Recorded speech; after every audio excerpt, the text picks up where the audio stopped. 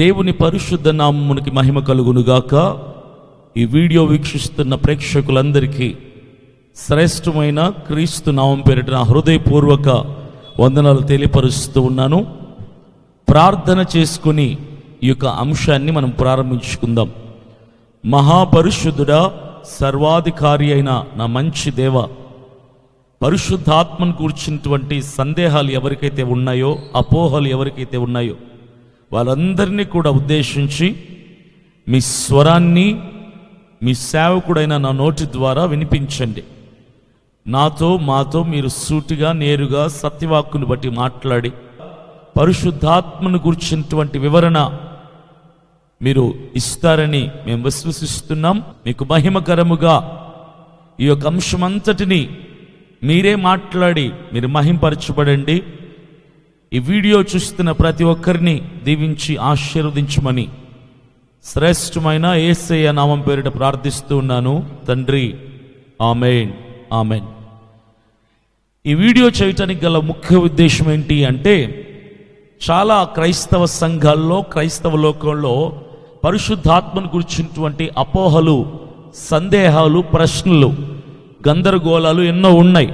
అయితే ఒక్కొక్కరు ఒక్కో రకమైనటువంటి సందేహాల్లో, అపోహల్లో జీవిస్తూ ఉన్నారు.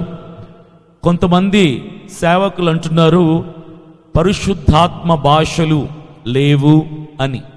కొంతమంది సేవకులు అంటున్నారు భాషలు ఉన్నాయి అని. ఈ సందేహాలన్నిటికీ కూడా ఒక ఫుల్ స్టాప్ పెట్టడానికి వాక్యాధారమైనటువంటి కొన్ని సంగతులని మీ ముందుకు నేను తీసుకురావటానికి దేవుడు నన్ను ప్రేరేపించాడు.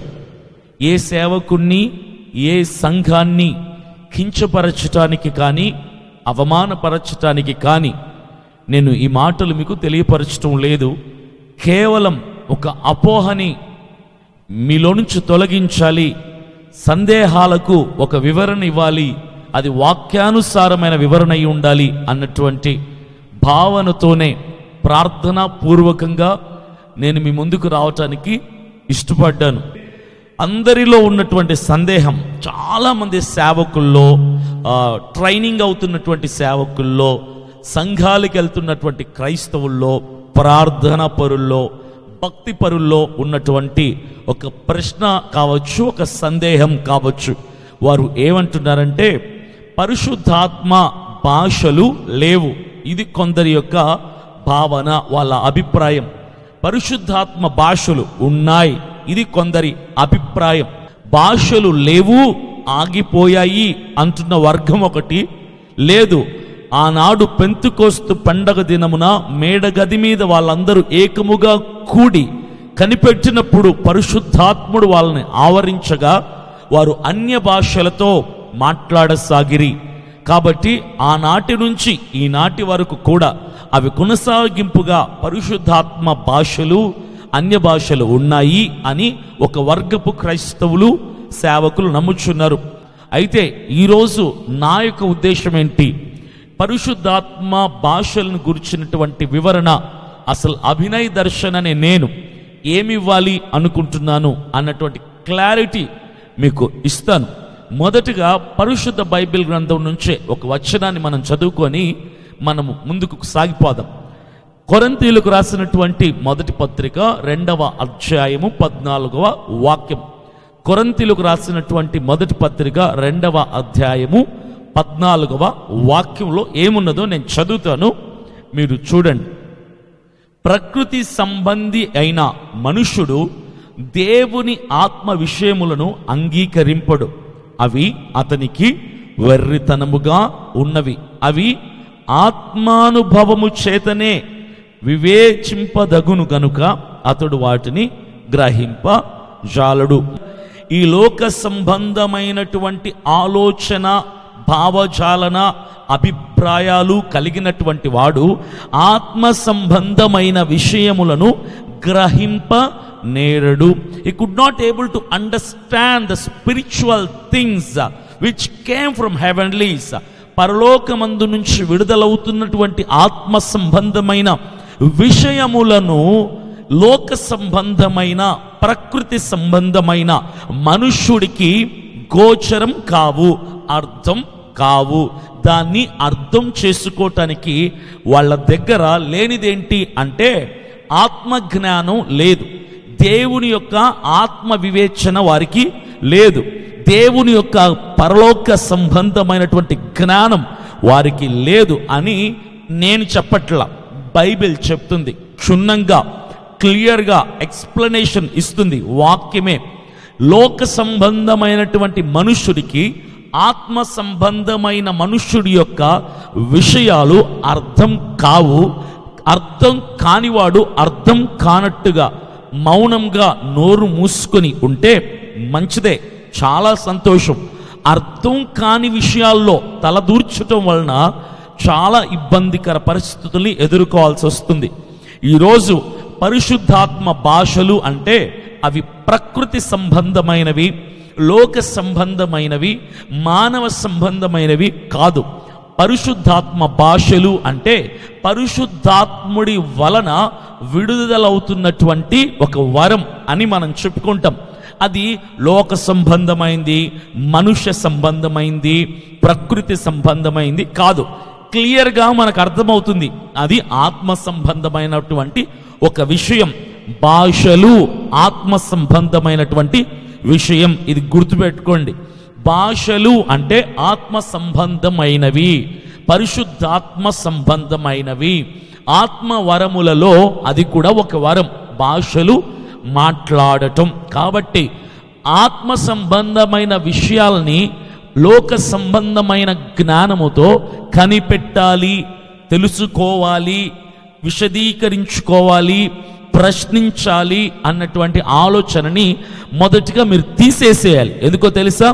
ఆత్మ విషయాల్ని నువ్వు కనుపెట్టాలి అంటే అవి నిజమా కాదా అని నువ్వు కనుగొనాలి అంటే మొదటిగా నీ చేతుల్లో బైబిల్ ఉంటే సరిపోదు. నీకేముండాలో తెలుసా? ఆత్మ సంబంధమైనటువంటి జ్ఞానం ఉండాలి. హెవెన్లీ డివైన్ విజ్డమ్ అంటారు. పరలోక సంబంధమైన దైవిక జ్ఞానం ఉన్నవాడే దైవిక పరమైన విషయాలని క్షుణ్ణంగా విశదీకరించి వివరించగలడు. అయితే చాలామంది ఈరోజు ప్రాబ్లం ఏంటంటే ఆత్మ సంబంధమైన పరలోక సంబంధమైన జ్ఞానాన్ని కలిగి లేకుండా ఆత్మ విషయాలను గురించినటువంటి వివరణ ఇవ్వాలని ప్రయత్నం చేస్తూ ఉంటారు. ఆ ప్రయత్నం నుంచి పుట్టినటువంటి అపోహలే భాషలు లేవు అన్నటువంటి ఒక అపోహ, భాషలు ఆగిపోయాయి అన్నటువంటి ఒక అపోహ. అపోహ అని ఎందుకన్నానంటే అది వారి కలిగినటువంటి భావన, వారి అభిప్రాయం, పర్సనల్ ఒపీనియన్, వ్యక్తిగత అభిప్రాయాన్ని ఏం చేస్తారంటే వారిని నమ్మి దేవుని యొక్క స్వార్థని అందిస్తాడు అనేటువంటి విశ్వాసము చేత సంఘాలకి మందలుగా వచ్చినటువంటి వందలాది వేలాది విశ్వాసులని వీరు నమ్మినటువంటి సిద్ధాంతంలో వీరి వ్యక్తిగత అభిప్రాయం ఏదైతే భాషలు లేవు అని అంటారో ఈ అభిప్రాయాన్ని వేలాది సంఘం మీద రుద్దటం చాలా తప్పు అని నేను అంటున్నా. ఎందుకో తెలుసా? ఈ వ్యక్తి ఆత్మ సంబంధమైన విషయాలని కనుగొనటానికి ఆత్మ సంబంధమైన వ్యక్తి కాదు అని ఎందుకు అంటున్నానంటే ఆత్మ విషయాలు అర్థం కాలేదు కాబట్టి. ఎప్పుడైతే నాకు ఒక విషయం అర్థం కాలేదో అక్కడ నేను కన్ఫ్యూజ్ అవుతాను. అది చివరిగా నేను తీసుకున్నటువంటి నిర్ణయం ఏంటంటే అది లేదు అని చెప్తాను. నాకు ఏదైతే అర్థం కాదో అది అక్కడ లేదు అని చెప్తాను. ఈరోజు పరిశుద్ధాత్మ భాషలు లేవు లేదా పోయాయి. పరిశుద్ధాత్మ భాషలు లేవు, పరిశుద్ధాత్మ భాషలు ఆగిపోయాయి అన్నటువంటి ఒక వర్గపు క్రైస్తవులు లేదా సేవకులకి నేను చెప్పాలనుకుంటున్నది దేవుని యొక్క మనస్సును బట్టి ఏంటి అంటే మీకు ఆత్మ సంబంధమైనటువంటి జ్ఞానం లేదు. ప్రకృతి సంబంధమైన జ్ఞానముతో మీరు పరిశీలిస్తే మీరు ఆత్మవరములలో ఒకటైనటువంటి అన్య భాషలు ఉన్నాయి అని మీరు అగ్రీ చేయలేకపోతున్నారు, ఒప్పుకోలేకపోతున్నారు. కారణం మీరు ప్రకృతి సంబంధమైనటువంటి ఆలోచన విధానంలో ఉన్నారు కాబట్టి అది మీకు నమ్మకం కలగటంలా. భాషల మీద మీకు ఆ యొక్క నమ్మకత్వం అనేది మీకు ఏర్పడటం లేదు, కాబట్టి మీరు అంగీకరించలేకపోతున్నారు. ఎవరైతే, గుర్తుపెట్టుకోండి, ఎవరైతే భాషలు లేవు అంటున్నారో ఆ మనుష్యుడు, అది ఎంతటి సేవకుడైనా, ఎంతటి క్రైస్తవుడైనా, ఎంతటి ప్రార్థనాపరుడైనా, ఎంతటి భక్తిపరుడైనా, క్రమంగా సంఘ ఆరాధనలో పాల్గొంటున్నటువంటి వాడైనా, పరిశుద్ధాత్మ వరములలో ఒకటైనటువంటి అన్య భాషలు లేవు, ఆగిపోయాయి అంటున్నాడంటే మీకు అర్థం కావాల్సిన విషయం, అతడు లోక సంబంధమైన, ప్రకృతి సంబంధమైనటువంటి జ్ఞానముతోనే చెబుతున్నాడు తప్ప ఆత్మ సంబంధమైన, పరలోక సంబంధమైన జ్ఞానముతో అతను మాట్లాడటం లేదు అని మీరు గ్రహించాలి. ఆత్మ సంబంధ వ్యక్తి భాషల్ని యాక్సెప్ట్ చేస్తాడు. లోక సంబంధమైన, ప్రకృతి సంబంధమైన వ్యక్తి ఆత్మ విషయమైనటువంటి భాషల్ని యాక్సెప్ట్ చేయడు. ఇది క్లుప్త వివరణ. మరి చాలామందికి భాషలను గుర్చినటువంటి అపోహలు, ప్రశ్నలు ఎన్నో ఉన్నాయి అన్నాను కదా. ఈ ప్రశ్నలు ఒక్కటొక్కటిగా నేను చెబుతూ దానికి సమాధానాన్ని వివరించేటువంటి ప్రయత్నం నేను చేయటానికి చూస్తాను.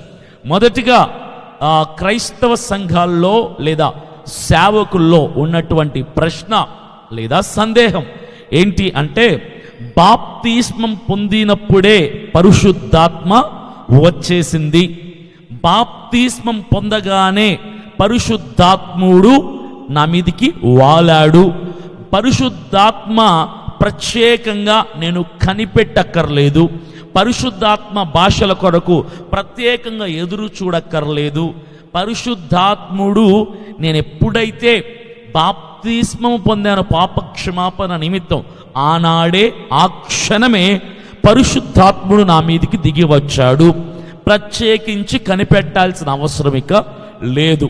ఇది చాలామంది క్రైస్తవుల సేవకుల యొక్క భావన, వాళ్ళ అభిప్రాయం. అంటే వీళ్ళు ఏమంటారంటే, నేను బాప్తిస్మం తీసుకున్నాను సార్, ఆ రోజే నాకు పరిశుద్ధాత్ముడు వచ్చేసాడు, పరిశుద్ధాత్మ నా మీదికి దిగి వచ్చేసాడు, ఇక నేను ప్రత్యేకంగా ఎదురు చూడక్కర్లేదు, కనిపెట్టక్కర్లేదు. బాప్తిస్మముతో పాటే ప్యాకేజీ లాగా 1+1 ఆఫర్ అనేది మీరు చాలా సూపర్ మార్కెట్స్లో, బట్టల షాపుల్లో వింటూ ఉంటారు కదా. అలాగా కొంతమంది సేవకులు, క్రైస్తవులు ఏమంటారంటే, బాప్తిస్మం తీసుకుంటే పరిశుద్ధాత్మ ఫ్రీ అన్నట్టుగా, బాప్తిస్మం తీసుకున్న ఆ క్షణమే పరిశుద్ధాత్మ నా మీదకి వచ్చాడు, పరిశుద్ధాత్మ శక్తి చేత నేను నింపబడ్డాను, 1+1 ఆఫర్ లాగా అనమాట. ఇది తీసుకుంటే వచ్చేసింది, బాప్తిస్మంతో పాటు పరిశుద్ధాత్మ ఫ్రీగా వచ్చేసాడు అని వీళ్ళ అపోహ. అయితే దీనికి అపోహ అని ఎందుకన్నానంటే, దీనికి సరైనటువంటి సత్యమైనటువంటి సమాధానం అభినయ దర్శన నేను కాదు, నేను పట్టుకున్నటువంటి పరిశుద్ధ బైబిల్ గ్రంథం అసలు ఏం చెబుతుంది. పరిశుద్ధాత్మ కొరకు కనిపెట్టక్కర్లేదా? బాప్తిస్మం తీసుకున్న వెంటనే పరిశుద్ధాత్మ చేత నింపబడతామా అన్నటువంటి ఆ వివరణ ఏమిస్తుంది అని నేను మీకు వాక్యానుసారంగా తెలియపరచడానికి ఇష్టపడుతున్నాను. అపోస్తలుల కార్యములు 22వ అధ్యాయం 38వ వాక్యం. అపోస్తలుల కార్యములు 2వ అధ్యాయం 38వ వాక్యం నేను చదువుతాను, మీరు వినండి.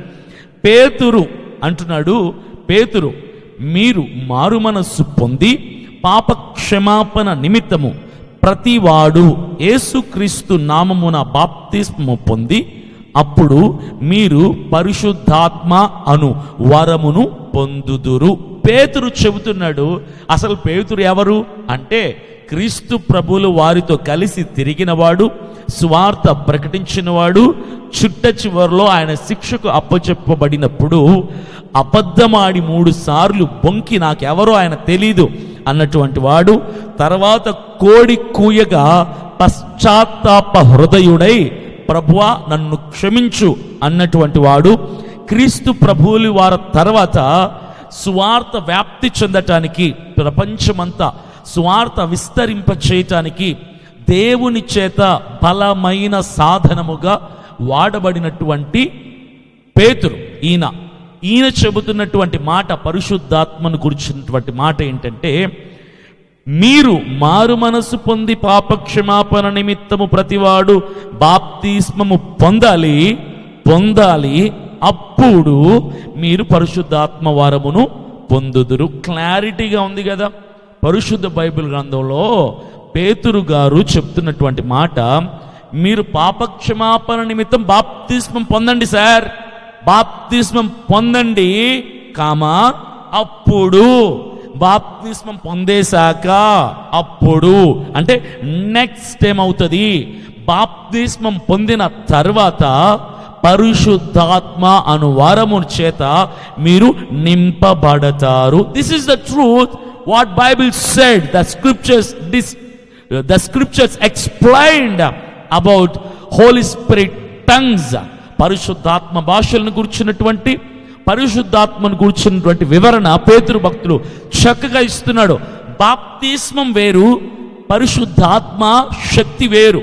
ఇది వేరు, ఇది వేరు. పరిశుద్ధాత్మ బాప్తిస్మంతో పాటు పొందుకోలేవు.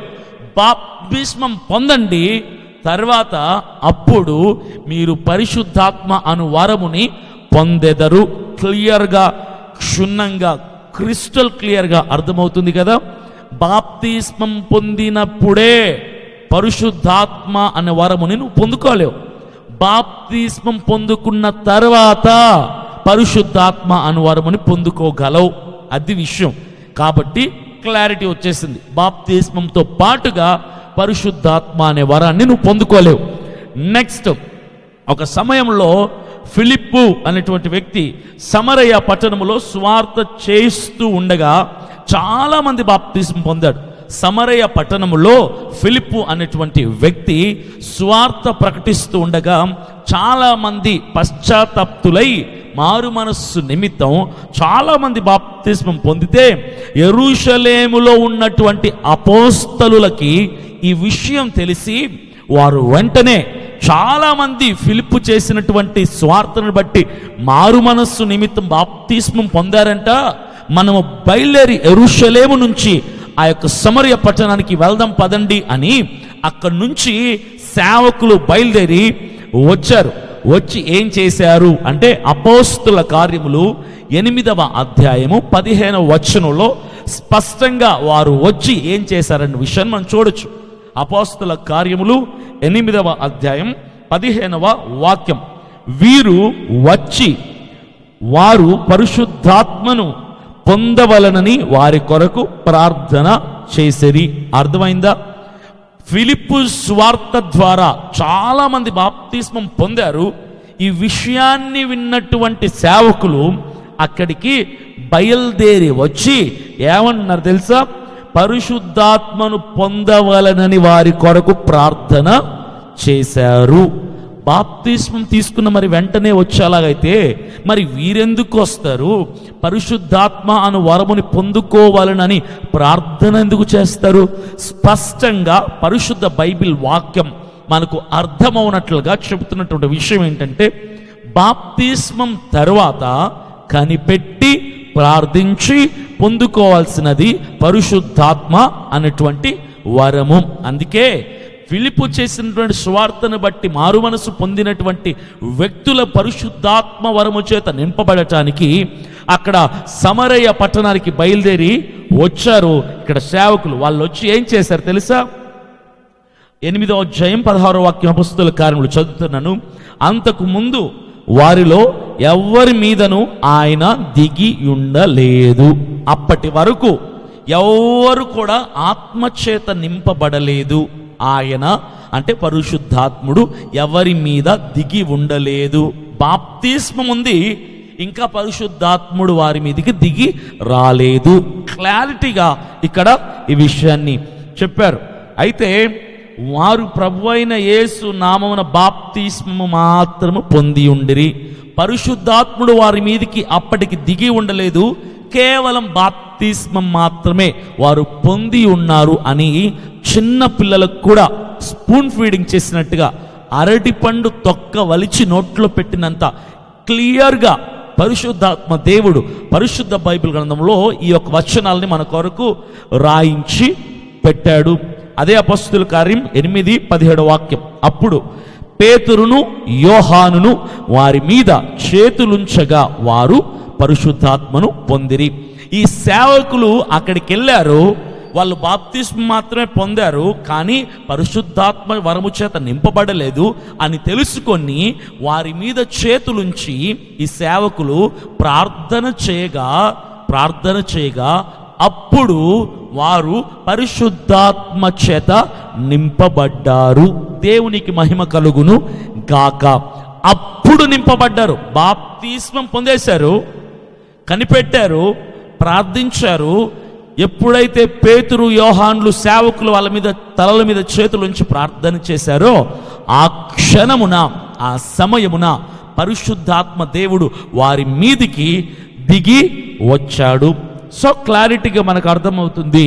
ఇక్కడ బాప్తిస్మం పొందిన తర్వాత కొద్ది రోజులకి వాళ్ళు ఆత్మచేత నింపబడ్డారు. కనుక బాప్తిస్మంతో పాటే పరిశుద్ధాత్మ నా మీదకి వచ్చాడు అన్నటువంటి అపోహని తొలగించుకోండి. వాక్యానుసారంగా దేవుడు మనతో మాట్లాడుతున్నాడు కాబట్టి బాప్తిస్మం పొందుకున్నాక పరిశుద్ధాత్ముడి చేత నింపబడతాము అంతే తప్ప బాప్తిస్మంతో పాటు 1+1 ఫ్రీ లాగా పరిశుద్ధాత్ముడు మన మీదికి దిగి రాడు. ఇది క్షుణ్ణమైనటువంటి వివరణ. రెండవ ప్రశ్న అనుకోవచ్చు లేదా అపోహ అనుకోవచ్చు. బాప్తిస్మం పొందితేనే పరిశుద్ధాత్ముడు వస్తాడా? బాప్తిస్మం పొందితేనే పరిశుద్ధాత్మ అనే వరము చేత నింపబడతామా? అంటే బాప్తిస్మం పొందకుంటే పరిశుద్ధాత్మ దేవుడు నన్ను నింపడా? ఆ వరం చేత నేను నింపబడలేనా? ఈ ప్రశ్న చాలా మందిలో ఉంటుంది.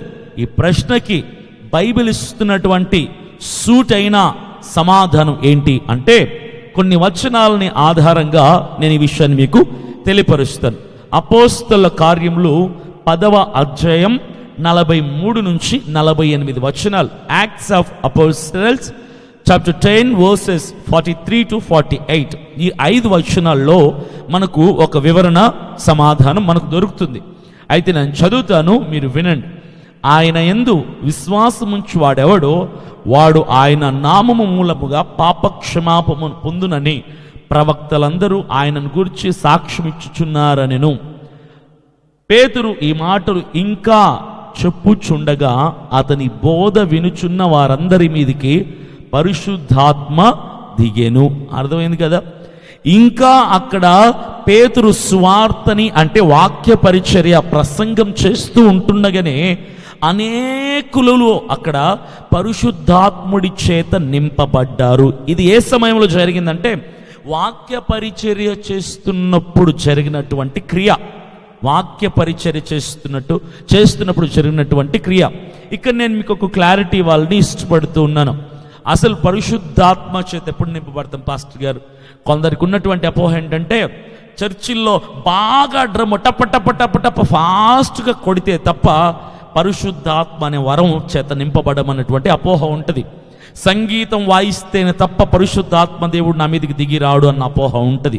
ఒక ఉజ్జీవభరితమైనటువంటి పాటలు పాడితేనే తప్ప పరిశుద్ధాత్మ దేవుడి చేత నింపబడినటువంటి అపోహ ఉంటుంది. ఆ పాడిన పాటే లైను, ఒకే లైన్ను 20-30 సార్లు స్పీడ్గా రకరకాల టెంపోల్లో పాడితే తప్ప పరిశుద్ధాత్మ దేవుడు నా మీదకి దిగిరాడన్నటువంటి అపోహ ఉంటుంది. అయితే ఆ అపోహకి చెక్ పెట్టడానికి ఈ వచనాన్ని మీకు వాడుతున్నాను. ఈ వచనం ఏమని చెప్తుందంటే పేతురు ఇంకా అక్కడ ప్రసంగం చేస్తూ ఉండగానే అక్కడ అనేకులు పరిశుద్ధాత్మ అనే వరము చేత నింపబడ్డారు. They were filled with Holy Spirit while Peter was preaching the word of God. పేతురు ఇంకా చెబుతూ ఉండగానే, ఇంకా కొనసాగిస్తుండగానే, మ్యూజిక్ లేదు, పాటలు లేవు, ఆరాధన లేదు, అలజడి లేదు, ఉత్సాహం లేదు, గోలా గందరగోళం లేదు, చప్పట్లు కొడతా లేరు. ఏం జరుగుతుంది అక్కడ? సువార్త ప్రకటిస్తున్నాడు పేతురు, వాక్యాన్ని మాత్రమే చెబుతున్నాడు. వాక్యం చెబుతూ ఉంటుండగా ఏమొచ్చాడు ఇక్కడ? పరిశుద్ధాత్మ దేవుడు వారి మీదకి దిగి వచ్చాడు. కాబట్టి మీకు అర్థం కావాల్సిన సత్యం ఏంటంటే సౌండ్లతో, మ్యూజిక్లు, డ్రమ్ములు, పాటలు ఇవి చేస్తేనే కాదు పరిశుద్ధాత్మ దేవుడు నీ మీదకి దిగి వచ్చేది. నువ్వు వాక్యం వింటున్నప్పుడు పరిశుద్ధాత్మ దేవుడు నీ మీదకి దిగి వస్తాడు. ప్రార్థన చేసుకుంటున్నప్పుడు పరిశుద్ధాత్మ దేవుడు నీ మీదకి దిగి వస్తాడు. నువ్వు ఇంట్లో ఒంటరిగా ఉన్నప్పుడు పరిశుద్ధాత్మ దేవుడు నీ మీదకి దిగి వస్తాడు. ఇది క్లియర్గా పరిశుద్ధ బైబిల్ గ్రంథంలో ఉన్నటువంటి సమాధానం. అయితే నెక్స్ట్ కొనసాగిద్దాం. బాప్తిస్మం పొందితేనే పరిశుద్ధాత్ముడు వస్తాడా అన్నటువంటి ప్రశ్నకు సమాధానం ఇది. అయితే పేతురు ఈ మాటలు ఇంకా చెప్పుచుండగా అతని బోధ వినుచున్న వారందరి మీదకి పరిశుద్ధాత్మ దిగెను. సున్నతి పొందిన వారిలో పేతురుతో కూడా వచ్చిన విశ్వాసులందరూ పరిశుద్ధాత్మ వరమును అన్యజనుల మీద సైతము కుమ్మరించబడట చూసి విభ్రాంతి నొందిరి. ఏలయనగా వారు భాషలతో మాట్లాడుచు దేవునిని గణపరుచుచుండగా వినిరి. అందుకు పేతురు, మనవలే పరిశుద్ధాత్మను పొందిన వీరు బాప్తిస్మము పొందకుండా ఎవడైనను నీళ్లకు ఆటంక చెయ్యగలవాడు అని చెప్పి యేసుక్రీస్తు నామమున వారికి బాప్తిస్మం పొందవలమని ఆజ్ఞాపించను. ఇది అన్నమాట. అయితే పేతురు అక్కడ సువార్త వాక్య పరిచర్య చేస్తున్నప్పుడు అనేకులు పరిశుద్ధాత్మ అనే వరము చేత నింపబడి భాషలలో మాట్లాడడం ప్రారంభించారు. అప్పుడు పేతురు భక్తుడు అంటున్నాడు, అరే వీళ్ళేంటి బాప్తిస్మం లేదు అయినా కూడా భాషలు మాట్లాడుతూ, మనకు వలే మనం ఎలాగైతే ఆత్మచేత నింపబడి భాషలు మాట్లాడుతున్నామో అదే రీతిగా వీరు బాప్తిస్మం లేకపోయినా ఇదెక్కడ విడ్డూరం రా బాబు అని పేతురు సహితం విభ్రాంతి నొందాడు అని పరిశుద్ధ బైబిల్ గ్రంథంలో క్రిస్టల్ క్లియర్గా రాయబడి ఉంది. పేతురు సహితం ఆశ్చర్యపోయాడు. అంటే అప్పటి వరకు పేతురుకి కూడా తెలీదు ఏమని, బాప్తిస్మము లేకపోయినా పరిశుద్ధాత్మ దేవుడు ఎవరినైనా నింపాలి అనుకుంటే ఆయన దిగి వచ్చి వారిని నింపేస్తాడు ఆత్మచేత. అప్పటి వరకు పేతురుకు కూడా తెలియనటువంటి సత్యాన్ని ఆ స్థలములో ఆ అనుభవం ద్వారా కనుగొన్నాడు. ఏమని తెలుసా, అరే వీళ్ళకి బాప్తిస్మం లేదు, మనం వాక్యం చెప్తుంటే వీళ్ళేంటారు బాబు పరిశుద్ధాత్మ చేత నింపబడి భాషలు మాట్లాడుతున్నారు మనకులాగా అని సంతోషపడుతూ ఆశ్చర్యపోయాడు. తర్వాత వాళ్ళందరినీ తీసుకెళ్ళి బాప్తిస్మం ఇచ్చారు. అర్థమైంది కదా? సో బాప్తిస్మం పొందితేనే పరిశుద్ధాత్ముడు నా మీదకి వస్తాడా? కాదు, అలా కాదు.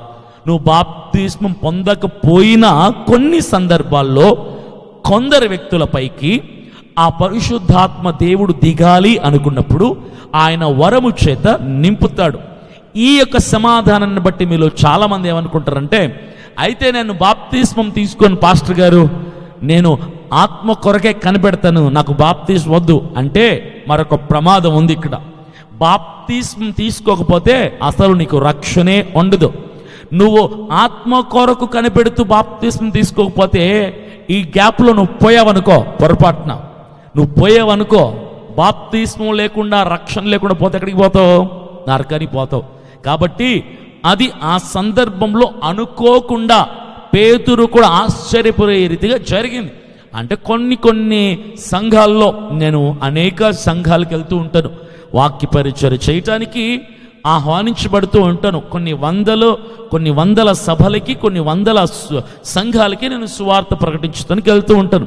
అయితే కొన్ని చోట్ల నాకు ఆశ్చర్యం వేసే విషయం ఏంటంటే, చిన్న పిల్లల సహితం 6వ తరగతి 7వ తరగతి చదివే పిల్లల సహితం కన్నీళ్లు పెట్టి, కన్నీళ్లు కార్చి, గుండె లోతుల్లో నుంచి వాళ్ళు ఏడుస్తూ దుఃఖంతో ప్రార్థన చేస్తూ ఉంటారు. నాకు ఆశ్చర్యం వేస్తుంది. అరే 10 సంవత్సరాల వయసు కలిగిన అమ్మాయికి కన్నీళ్లు కార్చి ప్రార్థించే అంత వేదన ఏముంటుంది? అప్పులుంటాయా? ఉండవు. బాధలు ఉంటాయా? ఉండవు. పోనీ పాపం ఏమన్నా చేస్తారా? ఆ వయసులో వాళ్ళు చేయడానికి అవకాశం ఉండదు. లేదు. ఎవరినైనా బాధ పెట్టారా? లేదు. ఎందుకు దుఃఖంతో ఏడుస్తున్నారు చిన్నపిల్లలు అని నాకు కొన్ని సందర్భాల్లో అనిపిస్తూ ఉంటుంది. మరికొన్ని సంఘాలకు వెళ్ళినప్పుడు 6వ తరగతి 7వ తరగతి 4వ తరగతి చదువుతున్న పిల్లలు సహితం ఉన్న పాటుగా అలాగా వారు భాషల్లో మాట్లాడటం చూశాను నేను చాలా సందర్భాల్లో, చిన్నపిల్లలు. అప్పుడు నాకు అనిపించింది ఈ మాట సత్యమే అని నాకు అనిపించింది. వారు బాప్తిస్మం తీసుకునేంత వయసు లేదు, ఇంకా మైనర్స్గా ఉన్నారు. ఇంకా 9 సంవత్సరాలు 10 సంవత్సరాల వయసులో ఉన్న పిల్లలు ఆ దుఃఖముతో వేదనతో ప్రార్థిస్తున్నారంటే వారి మీదికి పరిశుద్ధాత్మ దేవుడు దిగి వచ్చాడు. బాప్తిస్మం లేదు కానీ దిగి వచ్చాడు. చిన్నపిల్లలు భాషల్లో ప్రార్థన చేస్తుంటారు, వారి మీదికి పరిశుద్ధాత్మ దేవుడు దిగి వచ్చాడు. అంతే తప్ప దీన్ని అడ్వాంటేజ్గా తీసుకొని నేను బాప్తిస్మం తీసుకోనండి, నేను పరిశుద్ధాత్మ చేత నింపబడితే చాలు అని అనుకోకూడదు. బాప్తిస్మం లేకున్నా కూడా పరిశుద్ధాత్మ దేవుడు దిగొస్తాడు. కొంతమంది మీదికే, కొన్ని సందర్భాల్లోనే, అందరి మీదికి అన్ని సందర్భాల్లో కాదు అని బైబిల్ మనకు స్పష్టంగా అర్థమయ్యేలాగా చెబుతుంది. మరి 3వ ప్రశ్న ఏంటంటే పరిశుద్ధాత్మ భాషలు ఎక్కడ, ఎప్పుడు, ఎలా? How, when, where? పరిశుద్ధాత్మ భాషలు ఎక్కడ, ఎప్పుడు, ఎలా ఆరంభమయ్యాయి, ఎలా మొదలయ్యాయి? అసలు ఈ భాషలు అన్నటువంటి ఈ మాట ఎక్కడి నుంచి వచ్చింది, మొదలైంది ఎక్కడ అంటే దీన్ని గురించి వివరణ నేను ఇచ్చే ప్రయత్నం చేస్తాను. అపోస్తలుల కార్యములు 2వ అధ్యాయము 1వ వచనం నుంచి 10 వచనాలు చదివితే మీకు క్లియర్గా అక్కడ అర్థమవుతుంది ఆ సందర్భం అంతా. Acts of apostles chapter 2 1 to 10. అపోస్తల కార్యములు 2వ అధ్యాయం 1 నుంచి 10 వచనాలు. అయితే ఈ సందర్భం మ్యాక్సిమం మీ అందరికి తెలిసి ఉంటుంది, మరొకసారి మీకు జ్ఞాపకం చేస్తా. పెంతెకోస్తు అన్న పండుగ దినం వచ్చినప్పుడు వారందరూ ఏకముగా కూడి ఒక్క చోట కూడి వారు ప్రార్థన చేసి కనిపెట్టుచున్నప్పుడు వేగముగా వీచు బలమైన గాలి వంటి ఒక ధ్వని ఆకాశము నుండి అకస్మాత్తుగా వారు కూర్చుండి ఉన్న చోటుకి దిగి వచ్చి ఇల్లంతయు నిండిపోయెను. వాళ్ళు కూర్చున్నటువంటి ఆ ప్లేస్ మొత్తం పరిశుద్ధాత్మ చేత నింపబడి ఉంది. వేగముగా వీచు గాలి వంటి ఒక మహాధ్వని ఎక్కడి నుంచి వచ్చింది తెలుసా? ఆకాశం నుంచి దిగి వచ్చింది. ఆ వారు ఉన్నటువంటి ఆవరణమంతా కూడా, ఆ స్పేస్ మొత్తం ఆ యొక్క గాలి నిండిపోయింది. ప్రతి మనుషుడు ఆ యొక్క వేగవంతమైనటువంటి శక్తివంతమైనటువంటి అకస్మాత్తుగా వీచిన ఆ గాలి వారి మీదకి ఆవరించినప్పుడు నెక్స్ట్ జరిగినటువంటి విషయం ఏంటో తెలుసా? అగ్ని జ్వాలల వంటి నాలుకలు విభాగింపబడినప్పుడు వారికి కనబడి వారిలో ఒక్కొక్కరి మీద వాలగా అందరూ పరిశుద్ధాత్మతో నిండిన వారై ఆ ఆత్మ వారికి వాక్శక్తి అనుగ్రహించిన కొలది అన్య భాషలతో మాట్లాడసాగిరి. అర్థమైంది కదా? పరిశుద్ధాత్ముడు వేగముగా వీచే గాలి వలె వారి మీదికి దిగిరాగా, ఒక్కొక్కరి మీద ఆత్మ దిగిరాగా విభాగింపబడినటువంటి నాలుకలతో వారు ఏం చేశారు తెలుసా? ఒక్కొక్కరు, ప్రతి ఒక్కరు, కనిపెట్టిన వారందరూ, ఆ గుంపు మొత్తము ఏం చేశారో తెలుసా? భాషలతో మాట్లాడసాగిరి. They started speaking in tongues. భాషల్లో మాట్లాడడం ప్రారంభించారు. ఆ సమయంలో వాళ్ళెవ్వరూ ఆపలేకపోయారు. ఏ మనుష్యుడు ఆపలేకపోయాడు. ఒకరినొకరు కళ్ళతో చూసుకోలేదు. ఎవరికి వారు ఆత్మచేత నింపబడి పరిశుద్ధాత్మ కృపావరం వారి మీదకి రాగా వారు మైమరచిపోయి భాషలతో ప్రార్థన చేయటం మొదలు పెట్టారు. They started speaking in tongues to the lord. భాషలతో వారు దేవునితో మాట్లాడటం ప్రారంభించారు. అయితే ఇక్కడ చాలా మందికి వచ్చేటువంటి సందేహం ఏంటి అంటే, ఆ సందేహం నేను నెక్స్ట్ చెప్తాను. వీళ్ళందరూ కూడా భాషలతో మాట్లాడారు. మరి చాలామంది అన్నటువంటి విషయం ఏంటంటే, ఒక సందేహం ఏంటంటే, వారు మాట్లాడిన భాషలు అవి మనుషుల భాషలవి, రకరకాల ప్రాంతపు వాళ్ళు, చెదిరిపోయిన ప్రజలందరూ అక్కడ ఉన్నారు. అనేక దేశపు ప్రజలు అక్కడ ఉన్నారు. కాబట్టి వారు మాట్లాడిన ఆ భాషలు అక్కడ ఉన్న వాళ్ళందరికీ అర్థమయ్యాయి. మీకు అర్థం కావాలంటే క్లియర్గా, ఇప్పుడు అక్కడ ఎవరెవరైతే ఆత్మ చేత నింపబడ్డారో, ఎవరైతే భాషలతో మాట్లాడారో, దాదాపుగా అక్కడ ఉన్న వాళ్ళందరూ ఒక్కొక్కరు ఒక్కొక్క భాషలో మాట్లాడారు. అంటే ఒకడు హిందీలో, ఒకడు మలయాళంలో, ఒకడు కర్ణాటకలో, ఒకడు ఉర్దూలో, ఒకడు మలయాళీలో, ఒకడు తమిళ్లో, ఒకడు ఇలా రకరకాల భాషల్లో వాళ్ళు మాట్లాడడం మొదలు పెడితే ఈ బయట ఉన్నటువంటి ప్రజలందరూ విభ్రాంతిపోయారు. ఎందుకో తెలుసా? అరే, వీళ్ళేంటి మన భాషలు మాట్లాడుతున్నారు, ఇతనేంటి నా దేశపు భాష మాట్లాడుతున్నాడు, ఇతనేంటి నా దేశపు భాష మాట్లాడుతున్నాడు, అసలు వీళ్ళు చదువులేని పామరులు కదా, how can they speak in our language, మన భాష వీరికి రాదు కదా, వారు చదువులేని వాళ్ళు కదా, వీరు విద్య లేని వాళ్ళు కదా, వీళ్ళు ఎలా మాట్లాడడం, హౌ ఇట్ ఈస్ పాసిబుల్ అని అక్కడ ఉన్నటువంటి ప్రజలందరూ, ఆ సన్నివేశాన్ని వీక్షిస్తున్న ప్రజలందరూ ఆశ్చర్యపోయి విస్మయమైందారు. కారణం ఏంటో తెలుసా? వారు చదువు లేదు, వాళ్ళకి వీళ్ళ భాష రాదు, కానీ వీళ్ళ భాషలో మాట్లాడుతున్నారు అని వీళ్ళకి అర్థమైంది. ఇక్కడ హిందీ వాడు ఉన్నాడు అనుకో, అక్కడ ఒకడు హిందీ మాట్లాడుతున్నాడు, వీడికి అర్థమైంది. ఇక్కడ కన్నడ వాడు ఉన్నాడు, అక్కడ దేవుని ఆత్మచేత నింపబడినాడు కన్నడ మాట్లాడితే ఈ కన్నడ వాడికి అర్థమైంది. ఇక్కడ మలయాళీ వాడు ఉన్నాడు, కేరళ వాడు, అక్కడ భాషలు మాట్లాడుతున్న వాళ్ళలో ఒకడు కేరళ మాట్లాడితే ఇక్కడ మలయాళం అర్థమైంది వీడికి. అలా ఒక్కొక్కరు ఒక భాష మాట్లాడుతుంటే వీళ్ళందరూ ఆశ్చర్యపోయారు. వీళ్లకు మన భాష ఎలా వచ్చు, మన దేశపు భాష వీరికి ఎలా వచ్చింది, అవన్నీ భాషలు వీళ్ళకి అర్థమవుతున్నాయి స్పష్టంగా. ఇవేం భాషలు? ఇవి మనుషుల భాషలు. ఇక్కడే చాలా మంది చెక్ పెడతారనమాట. ఎవరు? భాషలు లేవు, అవి మనుషులకు అర్థమయ్యే భాషలు. ఆ రోజు మాత్రమే మాట్లాడారు, ఇంకెక్కడ కూడా వాళ్ళు మాట్లాడలేదు అన్నటువంటి విషయాన్ని చాలా మంది ఇక్కడ నిలిపేస్తూ ఉంటారు. మీరు బైబిల్ చదవండి కావాలంటే, అవి మనుషులకు అర్థమయ్యే భాషలే. మరి ఈరోజు మీరు మాట్లాడే భాషలేంటి అని వక్రీకరిస్తూ ఆ భాషల్ని వీరి నోటికి వచ్చినట్టుగా ఏవో అక్షరాలను జోడించి మాట్లాడేసి ఇలా మీరు మాట్లాడుతున్నారు అని పరిశుద్ధాత్మని వ్యంగ్యంగా గేలి చేస్తూ, హేళన చేస్తూ, అవమానపరుస్తూ అని వీళ్ళు వెటకారంగా ఎక్కిరింపుగా మాట్లాడుతూ ఉంటారు. మీరు ఇలా మాట్లాడుతున్నారు, మరి మీకు దీనికి అర్థం తెలుసా? ఆ రోజు పెంతెకొస్తు పండగ దినమున మేడగది మీద వారు మాట్లాడిన భాషలకి అర్థం చెప్పిన వాళ్ళు ఉన్నారు, ఆ భాష తెలిసిన మనుషులు ఉన్నారు. అది వేరే దేశపు భాష, మరి మీరు మాట్లాడే భాషలకి అర్థం ఏంటి సార్ అని చాలామంది అంటూ ఉంటారు. నాకు నవ్వొస్తూ ఉంటుంది. మీరు అక్కడే ఆగిపోయారు సార్. మీరు పెంతెకొస్తు పండగ దినమున వారు మాట్లాడినటువంటి భాషలు మనుషులకు అర్థమయ్యాయి అన్న దగ్గర మీరు ఆగిపోయి ఇంకా బైబిల్ మూసేశారు. మీరేక ఏమన్నా తెలుసా? ఓహో, ఇవి మనుషులకు అర్థమయ్యే భాషలు అంతే తప్ప అర్థం కాని పిచ్చి భాష కాదు అని మీరు ఆగిపోయి, మీరు ఇప్పుడు భాషలు మాట్లాడటం ప్రశ్నించేది ఆ పాయింట్ పట్టుకొని మీరు క్వశ్చన్ చేస్తూ ఉంటారు. మీరేంటి అలా మాట్లాడుతున్నారు, మీరేంటి అలా రకరకాలుగా మాట్లాడుతున్నారు, వ్యంగ్యం చేసి మీరు భాషలు మాట్లాడుతున్న వాళ్ళని మాట్లాడతారు. ఈ రోజున సంఘాల్లో చాలామంది భాషలు మాట్లాడితే, మరి మీ భాష ఏ దేశపు భాష? వారు మాట్లాడినప్పుడు పెంతెకొస్తు పండుగ దిన ఆ భాషలకు అర్థం తెలిసిన వాళ్ళు మరి మీ భాషలకు అర్థం చెప్తారా? ఏ దేశపు భాష, ఏ ప్రాంత భాష అని అడుగుతూ ఉంటారు చాలామంది.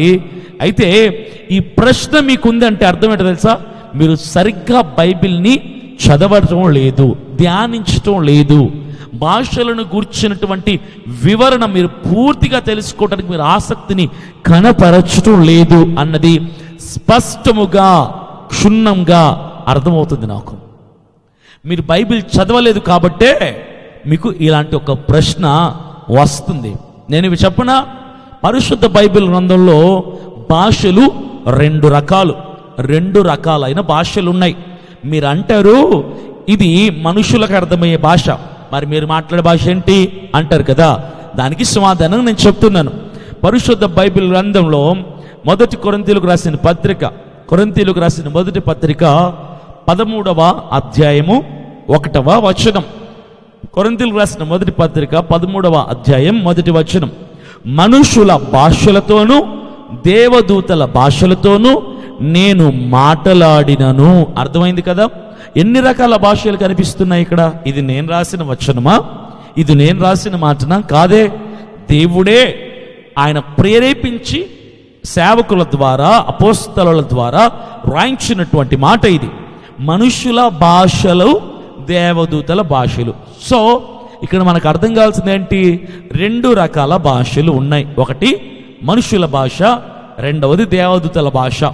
దేవదూతల భాష అంటే ఏంటో తెలుసా? దేవదూతలు ఎక్కడుంటారు? పరలోకంలో ఉంటారు. దేవదూతలు మాట్లాడే భాష ఏం భాష? పరలోక భాష. అయితే మనుషుల భాషలున్నాయి, పరలోక సంబంధమైన భాషలు ఉన్నాయి.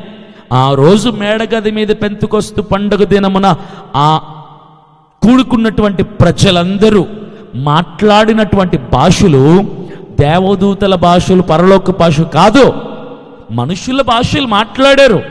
దేవుడు ఆనాడు ఎందుకు ఆ యొక్క భాషల వారి ద్వారా మాట్లాడించాడు అంటే, అక్కడ ఉన్న ప్రజలందరినీ ఆశ్చర్యచకితులను చేయటానికి, వారి ద్వారా, ఆ అన్య ప్రజల ద్వారా, అరే వీళ్ళ దేవుడు చాలా గొప్పోడ్రా, అసలు వీడు మన భాష రాకపోయినా వీడు నోటితో మన భాషను మాట్లాడిస్తున్నాడు అని వారి ద్వారా దేవుడు మహిమని పొందుకోవటానికి ఆ అన్య భాషల్ని, మనుషుల భాషల్ని దేవుడు ఆనాడు మాట్లాడించాడు.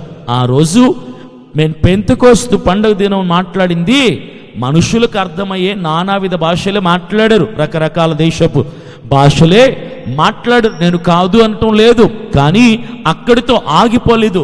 తర్వాత మాట్లాడుతున్న వాళ్ళందరూ కూడా పరలోక భాషలు మాట్లాడుతున్నారు, పరలోక సంబంధమైన దేవదూత భాషలు మాట్లాడుతున్నారు. దీనిని గురించినటువంటి స్పష్టమైన వివరణ ఇచ్చే ప్రయత్నం నేను చేస్తాను. అయితే దానియేలు గ్రంథం 5వ అధ్యాయం మనం చదివితే చాలా వివరణ అక్కడ ఉంటుంది. దానియేలు గ్రంథం 5వ అధ్యాయంలో 1 నుంచి చివరి వరకు మీరు చదివితే ఆ సందర్భం చాలా క్రిస్టల్ క్లియర్గా ఉంటుంది. దేని గురించి తెలుసా? పరలోకపు భాష గురించినటువంటి విషయం అక్కడ ఉంటుంది. అయితే నేను స్పీడ్గా చదివేస్తాను. అక్కడ బెల్షెజరు అన్నటువంటి ఒక రాజు ఉన్నాడు.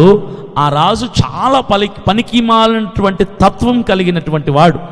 ఆ రాజు ఏం చేశాడు తెలుసా?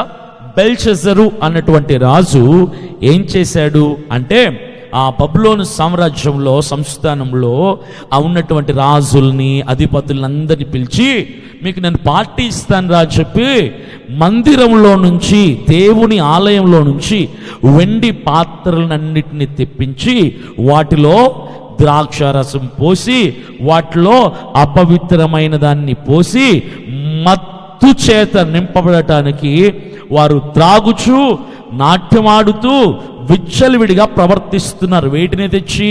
మందిరంలో ఉన్నటువంటి పాత్రను తీసుకుని వచ్చి వీళ్ళు విచ్చలవిడిగా దాంట్లో ద్రాక్షారసం పోసుకొని పార్టీ చేసుకుంటుంటే, ఆ సమయంలో 5వ అధ్యాయము 3, 4, 5 వచనాలను చదువుతాను. అందుకు వారు యెరూషలేములోని దేవుని నివాసమగు ఆలయములో నుండి తీసుకున్న సువర్ణ వకర్ణములను తెచ్చి ఉండగా, రాజును అతని అధిపతులను అతని రాణులను అతని ఉపపత్నులను వాటిలో ద్రాక్షారసము ప్రోసి తాగిరి.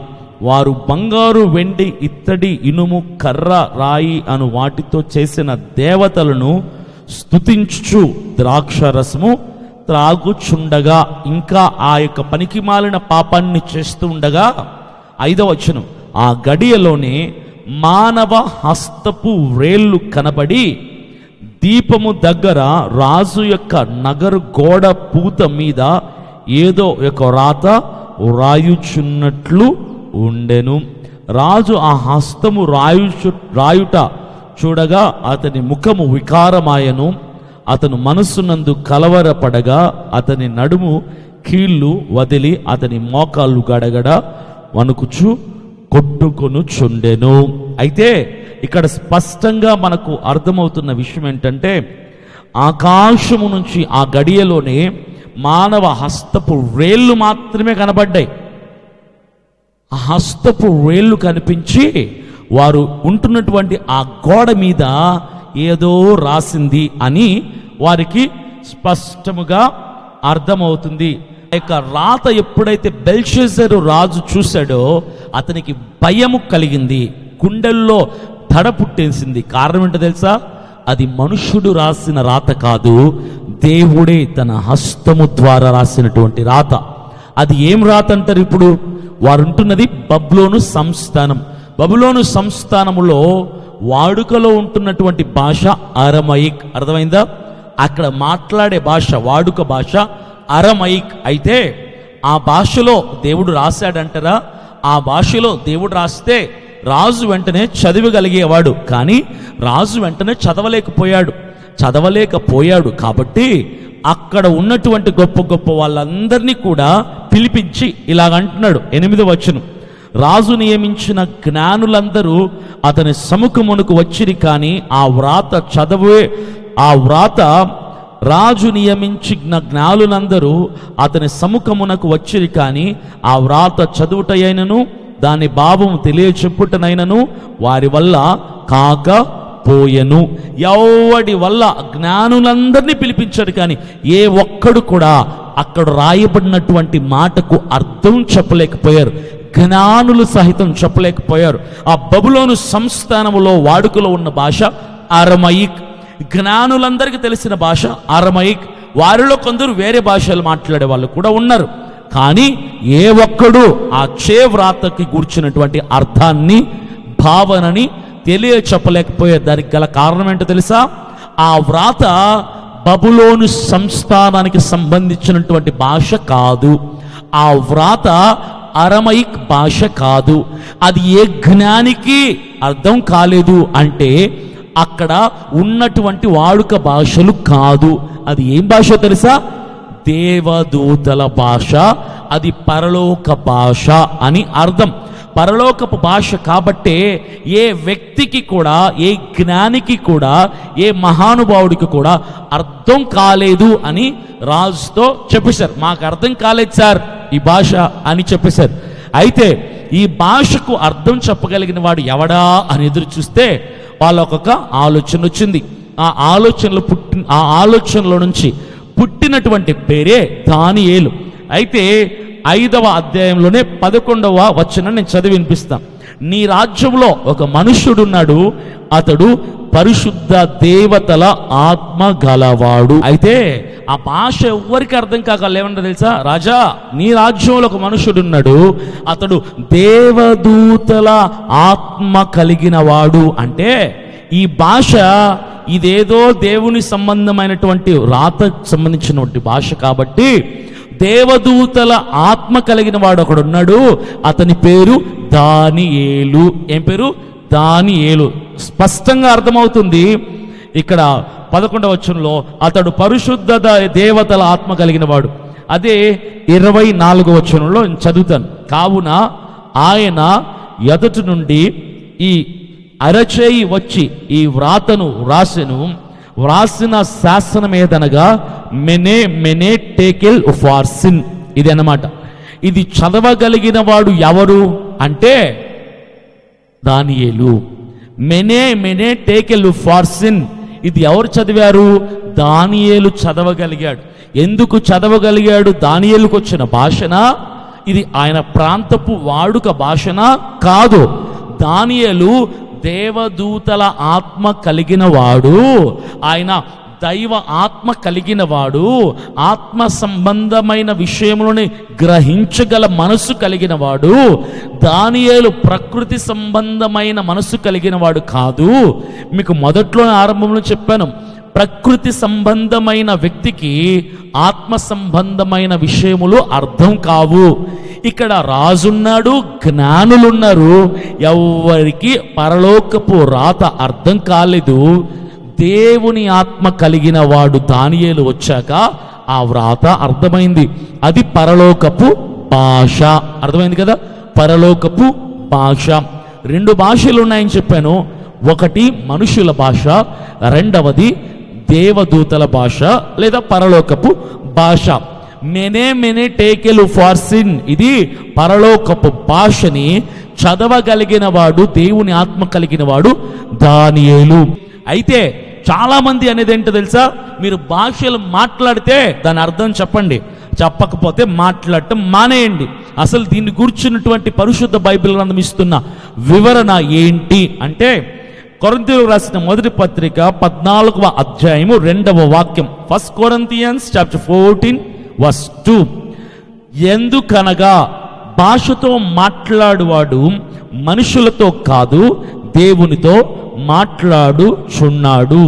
మనుషుడెవడును గ్రహింపడు కానీ ఆత్మ వలన మర్మములను పలుకుచున్నాడు. అర్థమైంది కదా? భాషలు మాట్లాడువాడు ఏం భాషలు? ఆ రోజు మేడగది మీద మాట్లాడిన భాషలు మనుషుల భాషలు. అప్పుడు దేవుడు అక్కడ ఉన్న చుట్టూ ప్రాంతపు ప్రజల్ని, అక్కడ జనం కూడి వస్తే ఆ మహాధ్వనిని బట్టి ఆ ప్రజలందరినీ ఆశ్చర్యపరిచి దేవుడు వారి ద్వారా మహిమపరచబడటానికి అక్కడ కూడుకొని ఉన్న వాళ్ళ ద్వారా అన్య భాషలు మాట్లాడించాడు. అది పరలోకపు భాష కాదు, అది మనుష్యుల భాష. పరలోకపు భాష ఎవరు మాట్లాడుతున్నాడు అంటే ఇక్కడ మీకు అర్థమవుతుంది. కొరింథీయులకు రాసిన మొదటి పత్రిక 14:2లో స్పష్టంగా ఉంది, భాషతో మాట్లాడువాడు మనుషులతో కాదు దేవునితో మాట్లాడుచున్నాడు. మనుషుడెవ్వడు దానిని గ్రహించలేడు, వాడు ఆత్మ వలన మర్మములు పలుకుచున్నాడు. అర్థమైందా? ఇది ఎవడికి అర్థం కాదు సార్, మనలో ఉన్న పరిశుద్ధాత్ముడే మనలో నుంచి ప్రార్థన చేస్తున్నాడు.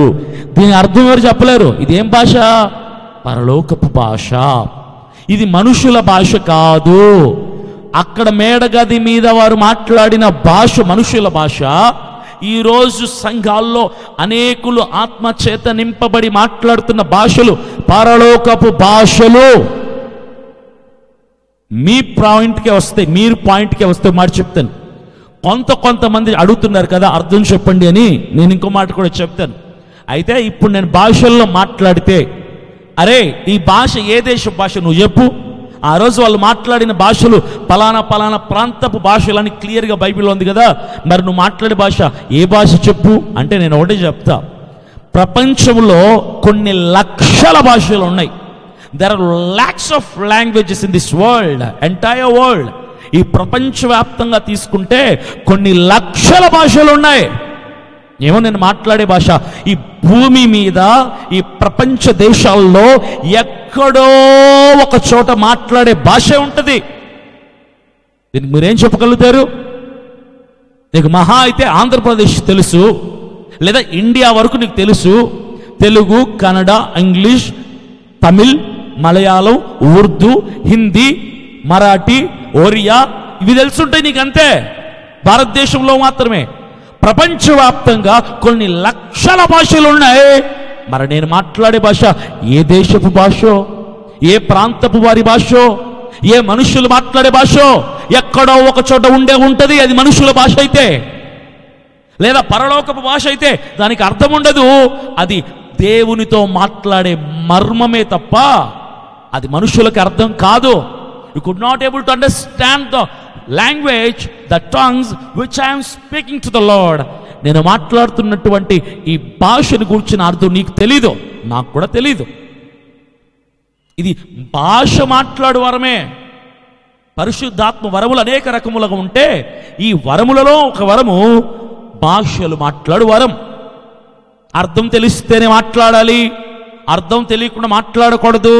ఇది అసలు భాషలే కాదు అని పరిశుద్ధాత్మను దూషిస్తే క్షమాపణ ఉండదు, గుర్తుపెట్టుకో. అడ్డదిడ్డంగా సగం సగం జ్ఞానం, మిడిమిడి జ్ఞానం పట్టుకొని అపోస్తలుల కార్యం 2వ అధ్యాయం మాత్రం పట్టుకొని అది మనుషుల భాష, మీ భాషకు అర్థం లేదని చెప్తే కరెక్ట్ కాదు. దానియేలు గ్రంథం 5వ అధ్యాయంలో మాట్లాడింది, దేవుడు రాసింది పరలోకపు భాష. భాషలు 2 రకాలు, మనుషుల భాష, దేవదూతల భాష. ఈరోజు మేము మాట్లాడుతుంది మా సంఘాల్లో దేవదూతల భాష. అది మేము దేవునితో మాట్లాడుకుంటున్నటువంటి అంతరంగ మర్మములు. అది మనుషుడు ఎవడు అర్థం చేసుకోలేడు అని క్షుణ్ణంగా బైబిల్ చెప్తుంది కదా. అది అర్థం కాదు మీకు, అది చదవరా మీరు? మీకు నచ్చినట్టు తోచినట్టు మీకు చెప్పుకుంటూ వెళ్ళిపోతున్నారు. రాంగ్గా సంఘాలని లీడ్ చేస్తున్నారు మీరు, రాంగ్ డాక్టరీన్లో. నెక్స్ట్, భాషలు మాట్లాడటం వలన ఉపయోగం ఏంటి? నెక్స్ట్ మీ ప్రశ్నే. మీరు భాషలు మాట్లాడుతున్నారు కదా, దానివల్ల లాభం ఏంటి, ఉపయోగం ఏంటి? What's the use by speaking tongues? భాషలు మాట్లాడితే ఉపయోగం ఏంటి? ఉపయోగం లేదు, మానేసేయి. అర్థం కాదు, మానేసేయి. అది ఏ మనుషుల భాష కాదు, మానేసేయి. లేదు అనేవాడు గొప్పవాడు ఇప్పటికి కాదు, మీకు లాంటోడే. దేవుడు లేడు అనేవాడు కూడా. దేవుడు లేడు అంటాడు, ఉన్నాడు అంటే చూపించు అంటాడు. నువ్వు చూపించలేవు, వాడు నమ్మడు. నువ్వు భాషలు లేవు అంటావు, ఉన్నాయి అని మేమంటావు. అర్థం చెప్పు అంటావు, మేము అర్థం చెప్పలేము, బైబిల్లో ఉంది అర్థం చెప్పలేమని అంటాము. అయితే నేను నమ్మను. అరే, నమ్మనేలోని ఎవ్వడు ఏం చేయలేడు సార్. దేవుడు లేడు అనేవాడిని నమ్మించడం కష్టం, భాషలు లేవు అన్న వాళ్ళని నమ్మించడం కష్టం. నమ్మేవాడు గొప్పోడు, కానీ లేవు అనేవాడు పనికిమాలినోడు అవుతాడు సార్. అర్థం చేసుకోండి. లేడు, లేదు, లేవు, ఈ మాటలు మాట్లాడే వాళ్ళని ఒప్పించడం చాలా కష్టం. బైబిలే చెప్తుంది కదా, ఆ భాషలకి ఎవ్వడు అర్థము చెప్పలేడు, మనుషుడు ఎవ్వడు గ్రహింపలేడు. అవి ఆత్మ వలన మర్మములను పలుకుచున్నాడు. ఆత్మ వలన కలిగే మర్మములవి. కొరింథీయులకు రాసిన పత్రిక 14వ అధ్యాయము 4వ వచనాన్ని చదువుతున్నాను. భాషతో మాట్లాడువాడు తనకే క్షేమాభివృద్ధి కలుగ చేసుకొనును. అర్థమైందా? భాషలతో మాట్లాడువాడు తనకే క్షేమాభివృద్ధి కలుగ చేసుకొనును. చాలా మందికి ఉంటే సందేహం ఇది, ఎందుకు మాట్లాడాలి భాషలతో? దానివల్ల సంఘానికి ఉపయోగమా, ప్రజలకు ఉపయోగమా, సమాజానికి ఉపయోగమా, కుటుంబానికి ఉపయోగమా, పరిచర్యకు ఉపయోగమా? కాదో. బైబిల్ స్పష్టంగా సెలవిస్తుంది, భాషలతో మాట్లాడువాడు తనకే పర్సనల్ బ్లెస్సింగ్, వ్యక్తిగత ఆశీర్వాదమే, వ్యక్తిగత సంక్షేమమే, వ్యక్తిగత అభివృద్ధి, వ్యక్తిగత క్షేమం, వ్యక్తిగత దీవెన కొరకే భాష మాట్లాడువాడు తనకే క్షేమాభివృద్ధి కలుగు చేసుకొనును. నేను అందరికీ చాలామందికి ఏం చెప్పాలని ఆశిస్తున్నానంటే, అభినయ్ దర్శన్ అని నేను ప్రతిరోజు నా వ్యక్తిగత ప్రార్థనలో నేను భాషల్లో ప్రార్థన చేస్తాను. దేవుణ్ణి భాషల్లో ప్రార్థన చేస్తాను. గ్రహించండి, వ్యక్తిగతంగా నేను ప్రార్థన చేసేటప్పుడు నేను భాషల్లో ప్రార్థిస్తాను. నన్ను కొన్ని వందలాది స్వార్థ సభలకి, సంఘాలకు ఆహ్వానించారు. ఏ సంఘంలో కూడా నేను ఎప్పుడు భాషలు మాట్లాడలేదు, భాషల్లో ప్రార్థన చేయలేదు. ఏ స్వార్థ సభల్లో, ఏ బహిరంగ వేదికల మీద నేను భాషల్లో ప్రార్థన చేయలేదు, భాషల్లో మాట్లాడలేదు. ఎందుకో తెలుసా? ఆ డినామినేషన్స్ ఏంటో నాకు తెలియదు, వారి సంఘాలు ఏ క్రమంలో నడిపించబడుతున్నా నాకు తెలియదు. తెలియకుండా నేను వెళ్ళి అక్కడ డిస్టర్బెన్స్ క్రియేట్ చేయటం నాకు ఇష్టం లేదు. భాషలు మాట్లాడటం నా క్షేమం కొరకే. That's my personal use. That is for my personal use. Speaking tongs is for my personal blessing. అది నా వ్యక్తిగత క్షేమం కొరకని క్షుణ్ణంగా పరిశుద్ధాత్మ దేవుడు రాయించిన తర్వాత, ఆ విషయం నాకు అర్థమైన తర్వాత, నేను ఎలా బహిరంగ వేదికల మీద, ఎలా మీ సంఘాల్లో, ఎలా మీ మీటింగ్లలో నేను మాట్లాడగలను భాషలు? నేను ఎప్పుడు మాట్లాడుతాను తెలుసా? 4 గోడల మధ్యలో వ్యక్తిగతంగా దేవునితో అనుబంధం కలిగి ఉన్నప్పుడు, వ్యక్తిగత ప్రార్థన చేసుకున్నప్పుడు, అది నా క్షేమం కొరకు, నా రక్షణ అనుభవం కొరకు, నా వ్యక్తిగత ఆధ్యాత్మిక అభివృద్ధి కొరకు చేస్తున్న సమయంలో మాత్రమే నేను గంటలు తరబడి భాషల్లో మాట్లాడతాను. ఓపెన్గా చెప్తున్నాను కదా. ఈరోజు చాలామంది భాషలు మాట్లాడే వాళ్ళకి చెప్తున్నాను నేను, ఎక్కడ పడితే అక్కడ నిలబడి భాషలు, వీధి సువార్తలకు వెళ్తే అక్కడ భాషలు, బహిరంగ వేదికల మీద నిలబడితే భాషలు, ఏ సంఘానికైనా సువార్త కోసం పిలిస్తే అక్కడ భాషలు. ఎక్కడ పడితే అక్కడ మాట్లాడాల్సిన అవసరం లేదు. అది సంఘానికి ఉపయోగం కాదు భాషలు మాట్లాడటం, సమాజానికి ఉపయోగం కాదు భాషలు మాట్లాడితే, నీ కుటుంబానికి ఉపయోగం కాదు భాషలు మాట్లాడితే, నీ పరిచర్యకు ఉపయోగం కాదు భాషలు మాట్లాడితే. అది కేవలం నీకు మాత్రమే వ్యక్తిగతంగా ఉపయోగపడేటువంటి ఆశీర్వాదం అంతే. వీలైనంత వరకు అదుపులో పెట్టుకోండి భాషలు మాట్లాడటం. ఎక్కడ పడితే అక్కడ మాట్లాడటం తగ్గించండి. వ్యక్తిగత ప్రార్థనలో మాత్రం మాట్లాడండి. ఎందుకంటే అది వ్యక్తిగత లాభ కొరకే, వ్యక్తిగత ఆధ్యాత్మిక వర్ధిల్లత కొరకే బైబిల్ చెప్తుంది స్పష్టంగా. Don't speak tongues wear ever you want, speak tongues in your personal prayer. నీ వ్యక్తిగతంగా నువ్వు ప్రార్థన చేసుకో భాషల్లో, గంటలు గంటలు చేసుకో, నో ప్రాబ్లం. నిన్నెవడు అభ్యంతరపరిచేవాడు ఉండడు. అర్థమైందా? భాషలు లేవని వాళ్ళని అడుగుతున్నాను నేను ఇప్పుడు. భాషలకు అర్థం చెప్పంటారే, అసలు మీకు ఎందుకు చెప్పాలి? అసలు మీరు ఎందుకు అడుగుతారు మమ్మల్ని? భాషలు పరిశుద్ధాత్మ దేవుడి చేత నింపబడిన తర్వాత ఆత్మయే మా లోపల నుంచి మాట్లాడుతున్నటువంటి భాష అది, పరలోకపు భాష అది. మీకు అర్థం చెప్పాలా? మేము చెప్పాల్సిన అవసరం లేదు. We don't need to give explanation. భాషల గురించి వివరణ నీకు చెప్పాల్సిన అవసరం లేదు. అర్థం చెప్పాల్సిన, ఆ భావన వివరించాల్సిన అవసరం నాకు లేదు. అది వ్యక్తిగత క్షేమం కొరకే అని పరిశుద్ధాత్మ దేవుడు స్పష్టంగా రాయించారు పరిశుద్ధ బైబిల్ గ్రంథంలో. ఎప్పుడు ఎవరిని అడగండి భాషలు అర్థం చెప్పండి. ఉన్నాయి నమ్ము, నమ్మకపోతే మానేయి. నోటి మీద వేలేసుకొని కూర్చో శుభ్రంగా, నీ పని నువ్వు చేసుకో, నీ స్వార్థ నువ్వు ప్రకటించుకో, నీ సంఘం నువ్వు నడిపించుకో. లేవు అని తప్పుడు బోధలు చేయకో. ఉన్న భాషలు లేవని నువ్వు, ఉన్న దేవుడు లేడని ఒకడు, ఉన్న యేసు ప్రభుని లేడని ఒకడు, ఎవడికి నచ్చినట్టు లేడు లేడు లేడు లేడు. ఒకడు స్వస్థతలు లేవంటాడు, ఒకడు భాషలు లేవంటాడు, ఒకడు పరిశుద్ధాత్ముడు లేవంటాడు, ఒకడు యేసు ప్రభు దేవుడు కాదంటాడు, ఒకటి రకరకాలు. నేను చెప్తున్నాను, నేను అన్నిటి యందు విశ్వాసం కలిగి అన్నీ ఉంటాయంటాను.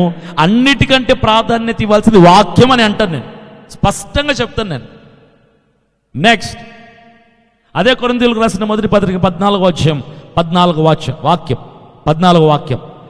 నేను భాషతో ప్రార్థన చేసిన ఎడల నా ఆత్మ ప్రార్థన చేయును గాని నా మనసు ఫలవంతముగా ఉండదు. కాబట్టి ఆత్మతో ప్రార్థన చేతును, మనసుతోనూ ప్రార్థన చేతును, ఆత్మతోనూ పాడుదును, మనసుతోనూ పాడుదును. నేను భాషతో ప్రార్థన చేసిన ఎడల నా ఆత్మ ప్రార్థన చెయ్యును. ఎవరు చేస్తున్నారు ప్రార్థన? భాషలతో నేను ప్రార్థన చేస్తానని చెప్పాను. ఎవరు చేస్తున్నారు? నాలో ఉన్నటువంటి పరిశుద్ధాత్మ దేవుడే నా తరపున విజ్ఞాపన చేస్తుంది. ఇదివరకు చెప్పాను కదా, ఒక చిన్న అమ్మాయి కన్నీళ్లు కారుస్తుంది. ఏం తెలుసు అమ్మాయికి? ఆ అమ్మాయిలో ఉన్నటువంటి పరిశుద్ధాత్మ దేవుడే విజ్ఞాపన చేస్తున్నాడు, కన్నీళ్లు కారుస్తున్నాడు, వేదన చెందుతున్నాడు, మొరపెడుచున్నాడు. ఆత్మయే మాలో నుంచి ప్రార్థన చేస్తాడు. పరిశుద్ధాత్మ దేవుడే ప్రార్థన చేస్తాడు. నేను ఆత్మతోనూ పాడుదును, మనసుతోనూ పాడుదును, ఆత్మతోనూ ప్రార్థన చేస్తాను, మనసుతోనూ ప్రార్థన చేస్తాను. నువ్వు వ్యక్తిగతంగా మోకరించినప్పుడు వ్యక్తిగతంగా ఆత్మలో పాటలు పాడుకో, భాషల్లో పాటలు పాడు, ఆరాధన చేయి, తప్పులేదు. పరిశుద్ధాత్మను గురించినటువంటి తప్పుడు బోధ చేయకూడదు, తప్పు. భాషలు లేవు అనే వాళ్ళకి స్పష్టమైనటువంటి వివరణ చాలా క్లియర్గా ఇక్కడ ఇచ్చాడు. అయితే ఇంకో మాట, రోమిలకు రాసిన పత్రిక 8వ అధ్యాయం 26వ వాక్యం, రోమన్స్ చాప్టర్ 8 వర్స్ 26. అటువలే ఆత్మయు మన బలహీనతను చూచి సహాయము చేయుచున్నాడు. ఎలయనగా మనము యుక్తముగా ఎలాగూ ప్రార్థన చేయవలెనో మనకు తెలియదు గాని ఉచ్చరింప శక్యము కాని మూలుగులతో ఆత్మనే తానే మన పక్షమున విజ్ఞాపన చేయుచున్నాడు. ఇంతకంటే వివరణ అక్కర్లేదు మీకు. ఇంకా మరలా చదువుతానండి. రోమిలకు రాసిన పత్రిక 8వ అధ్యాయం 26వ వాక్యం. అటువలే ఆత్మయు మన బలహీనతను చూచి సహాయము చేయుచున్నాడు. ఎలయనగా మనము యుక్తముగా ప్రార్థన ఎలాగూ చెయ్యవలనో మనకు తెలీదు, ఉచ్చరింప శక్యము కాని మూలుగులతో ఆయనే ఆత్మ తానే మన పక్షముగా విజ్ఞాపనము చేయుచున్నాడు. మనం బలహీనతని చూచిన పరిశుద్ధాత్ముడే ఇంకా రహస్యంగా ఇంకా మనతో ఒప్పించాలని తెలియని బలహీనతలు, తెలియని అతిక్రమములు, తెలియని దుర్నీతి, తెలియని లోక సంబంధమైన సాంగత్యము, తెలియని అతిక్రమము, తెలియని పాపము ఏదైనా దాచబడి ఉంటే అది మనం ఒప్పుకోలేకపోతున్నాం. కనుక పరిశుద్ధాత్ముడే మనం ప్రార్థన చేసి అంగీకరించలేనప్పుడు పరిశుద్ధాత్ముడే మనలో నుంచి ఆయన ప్రార్థన చేస్తున్నాడు. ఏమని?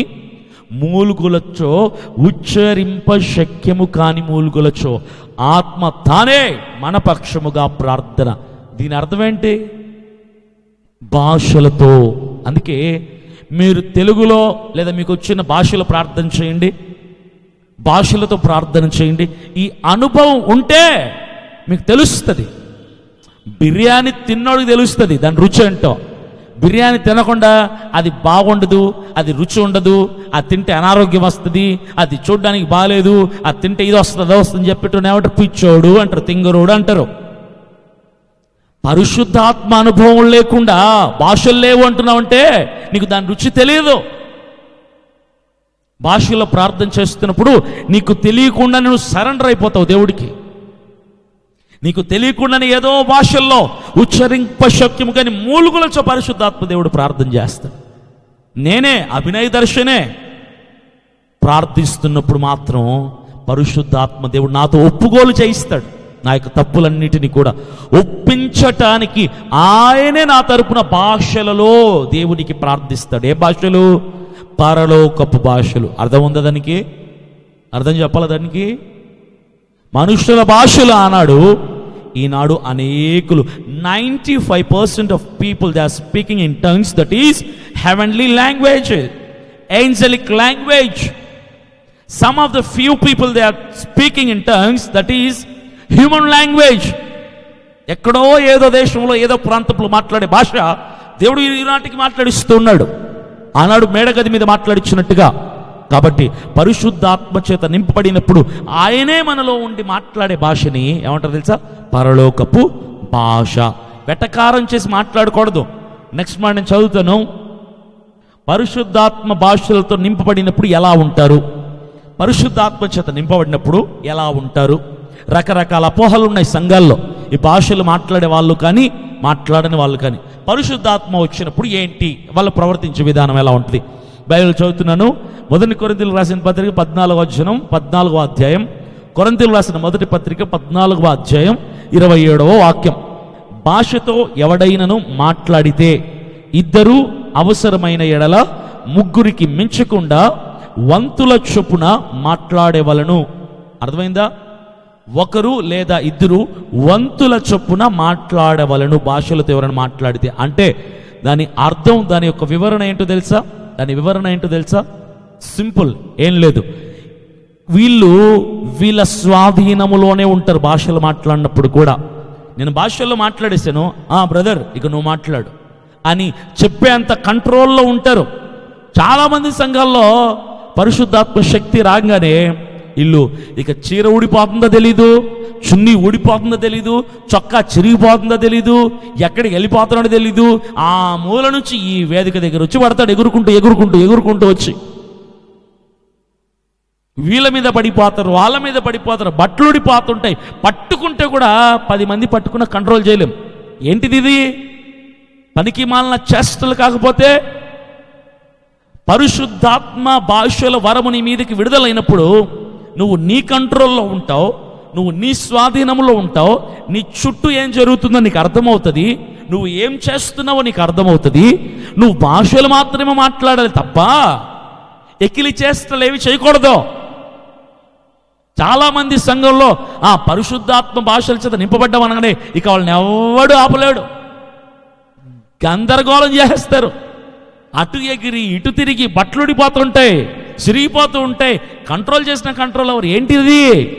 పూనకమొచ్చినట్టు ఎగరటం.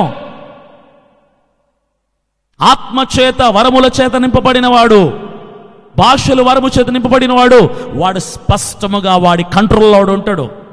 షర్టు ఊడిపోతుందా, ఎక్కడికి వెళ్తున్నావు, ఎలా అరుస్తున్నావు, అవన్నీ కూడా నీ స్వాధీనంలో ఉంటాయి, అవుట్ ఆఫ్ కంట్రోల్లో ఉండవు. క్లియర్గా ఉంది కదా? వంతుల చొప్పున ఒకరి తర్వాత ఒకరు మాట్లాడవలెను. వంతుల చొప్పున ఒకరి తర్వాత ఒకరు మాట్లాడవలెను. కంటే కంప్లీట్గా నీ కంట్రోల్లో నువ్వు ఉండవలెను. నెక్స్ట్ ఇంకోటి, భాషలకు అర్థం చెప్పగలిగితేనే భాషలు మాట్లాడాలా? భాషలకు అర్థం చెప్పకపోతే మాట్లాడటం కుదరదా? అంటే అర్థం చెప్తేనే భాషలు మాట్లాడాలా, లేదంటే మాట్లాడకూడదా? ఈ ప్రశ్నకు సమాధానం కొరింథీయులకు రాసిన మొదటి పత్రిక 12వ అధ్యాయము 10వ వాక్యం. కొరింథీయులకు రాసిన మొదటి పత్రిక 12వ అధ్యాయము 10వ వాక్యం. మరి ఒకనికి అద్భుత కార్యములను చేయు శక్తియు, మరి ఒకనికి ప్రవచన వరమును, మరి ఒకనికి ఆత్మల వివేచనయు, మరి ఒకనికి నానావిధ భాషలను, మరి ఒకనికి భాషల అర్థం చెప్పు శక్తియు అనుగ్రహింపబడును. అర్థమైందా? ఆత్మవరములు ఏమనగా అవి ఇవి: స్వస్థత వరము, ప్రవచన వరము, వివేచన వరము, జ్ఞానవాక్యము, బుద్ధివాక్యము, భాషలు మాట్లాడు, నానావిధ భాషలు మాట్లాడు వరము, అక్కడికి అయిపోయింది. అది భాషలకు అర్థం చెప్పు వరము, అది వేరు. మాట్లాడే నేనే అర్థం చెప్పాలి అని లేదు ఇక్కడ. భాషలు మాట్లాడు, నానావిధ భాషలు మాట్లాడు వరము వేరు, నానావిధ భాషలకు అర్థము చెప్పు వరము వేరు. నేను మాట్లాడితే నేను అర్థం చెప్పాలి, ఎక్కడ లేదు బైబిల్లోది. పరిశుద్ధాత్ముడు నాలో నుంచి ఉచ్చరింప శక్యము గాని మూలుగల చేత తానే నా పక్షమున నా బలహీనతల్ని ఒప్పుగోలు చేస్తున్నప్పుడు దేవుని ఎదుట నాకు అర్థం తెలీదు, కానీ నేను సరెండర్ అయిపోతూ ఉంటాను. కానీ దాని భావన నాకు అర్థం తెలీదు, చెప్పలేము. సంఘంలో ఒకవేళ నేను మాట్లాడితే నా పక్కనున్నోడికి దేవుడు ఆ వరం ఇచ్చాడేమో, ఈ భాషలకు అర్థం చెప్పు వరం ఇచ్చాడేమో. కొందరు చెప్తూ ఉంటారు అర్థాన్ని. ఆ వరం వేరు, ఈ వరం వేరు. నేను కార్ డ్రైవ్ చేస్తుంటే కారే డ్రైవ్ చేస్తా, విమానాన్ని నడపలేను నేను. అలాగని విమానాన్ని ఎవరూ నడపలేరని అనకూడదు. విమానం నడిపేవాడు విమానం నడుపుతాడు, కారు నడిపేవాడు కారు నడుపుతాడు. అరే నువ్వు విమానం నడిపితేనే కారు నడపాలి అంటే తప్పు కదా, అలా చెప్పడం తప్పు కదా. అరే నువ్వు భాషలు అర్థం చెప్తేనే భాషలు మాట్లాడాలి, తప్పు కదా.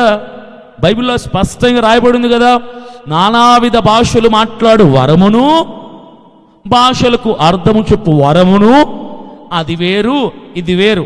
ఆ డ్రైవింగ్ వేరు, ఈ డ్రైవింగ్ వేరు. ఆ ఆపరేటింగ్ వేరు, ఈ ఆపరేటింగ్ వేరు. అది ఒకడికి ఇస్తాడు దేవుడు, ఇది ఒకడికి ఇస్తాడు దేవుడు. కొన్ని సందర్భాల్లో ఒకడికే భాషలు మాట్లాడు వరము, స్వస్థత వరము, వాక్య జ్ఞానము, ప్రవచన వరము, భాషలకు అర్థము చెప్పు వరము, ఒకడికే 9 కృపావరములు కూడా ఇవ్వచ్చు దేవుడు. అది ఆయన ఇష్టం. నువ్వెవడు చెప్పడానికి? అర్థం తెలిస్తేనే మాట్లాడు, లేదా నోరు మూసుకో, మీరు నోరు మూసుకోండి, మీరు నమ్మకపోతే అంటాను నేను. మీరు నమ్మకపోతే సైలెంట్గా నోటి మీద వేలేసుకుని మీరు నమ్మిన స్వార్థ మీరు చేసుకోండి, మిమ్మల్ని ఎవరు ఆటంకపరచరు. అంతే తప్ప నమ్మే వాళ్ళని కూడా చెడగొట్టి భాషలు లేవు, దానికి అర్థం లేదు, అది మనుషుల భాష, పరలోక భాష అబద్ధము అని భాషని వక్రీకరించి అట్లా పెట్టడం తప్పది. That's not right way. అది వేరే వరం, భాషలు మాట్లాడటం. అర్థం చెప్పే వరం వేరే. నువ్వు అర్థం చెప్పమంటే మేము చెప్పలేం, అది మనుషులు గ్రహించలు. ఎవడన్నా వచ్చి సార్ మీరు మాట్లాడిన భాషకు అర్థం చెప్పండి అంటే నువ్వు ఒకటే చెప్పాలి, అరే నువ్వు మనిషివా దేవుడువా అని అడగాలి.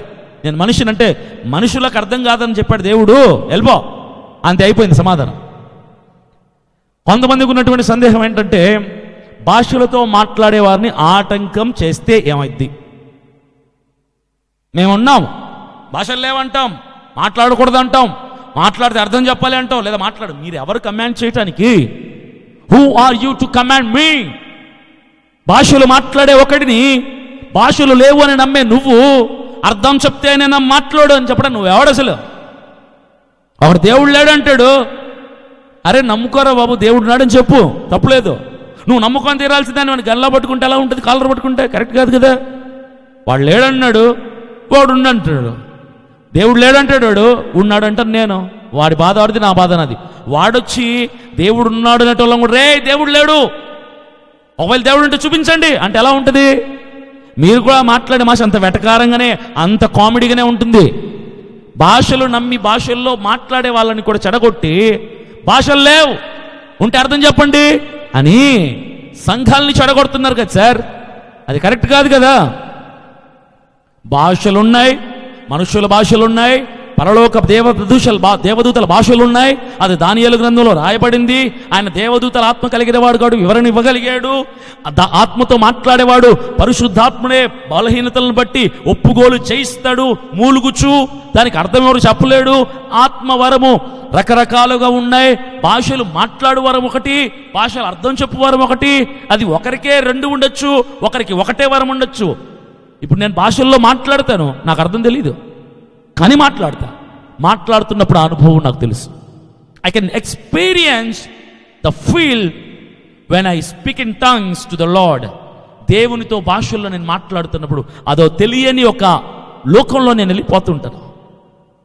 నన్ను నేను మైమరిచిపోయి, నాకు తెలియకుండానే నాకు కన్నీళ్ళు వస్తాయి, నాకు తెలియకుండా దుఃఖం వస్తుంది, నాకు తెలియకుండానే ఏదో రహస్యంగా నా బ్రతుకుల్లో ఉన్నటువంటి తప్పులు లోపాలన్నీ కూడా నా కళ్ళ ముందుకు వస్తుంటాయి. ఏడుస్తూ నేను భాషల్లో మాట్లాడుతుంటే అర్థం తెలియదు, కానీ పరిశుద్ధాత్మ దేవుడి నాలో నుంచి ఒప్పిస్తూ ఉంటాడు. ఇలాంటి పరిశుద్ధాత్మను కూర్చున్నటువంటి తప్పు మాటలు మాట్లాడితే, ఉన్న భాషల్ని లేవు అంటే నీ బ్రతుకు సర్వ నాశనం అయిపోతుంది. గుర్తుపెట్టుకో. ఉన్న భాషల్లో లేవని మాట్లాడుతున్నావంటే, ఉన్న వాక్యాన్ని ఉన్నట్టు చెప్పకుండా వక్రీకరిస్తూ నువ్వు మాట్లాడుతున్నావంటే గుర్తుపెట్టుకో, దేవునికి లెక్క చెప్పాల్సి ఉంటుంది. నువ్వు కొరింథీయులకు రాసిన మొదటి పత్రిక 14:39 వాక్యం. కొరింథీయులకు రాసిన మొదటి పత్రిక 14 వాక్యం. కాబట్టి నా సహోదరులారా, ప్రవచించుట ఆసక్తితో అపేక్షించుడి, భాషలతో మాట్లాడుట ఆటంకపరచుకుడి. అర్థమైందా? భాషలతో మాట్లాడటాన్ని ఆటంకపరచొద్దు. నువ్వు మాట్లాడవా, నోరు మూసుకో. నువ్వు నమ్మవా, నోరు మూసుకో. భాషలు లేవంటావా, నోరు మూసుకో. లేదా నీ సంఘం వరకు చెప్పుకో భాషలు లేవని.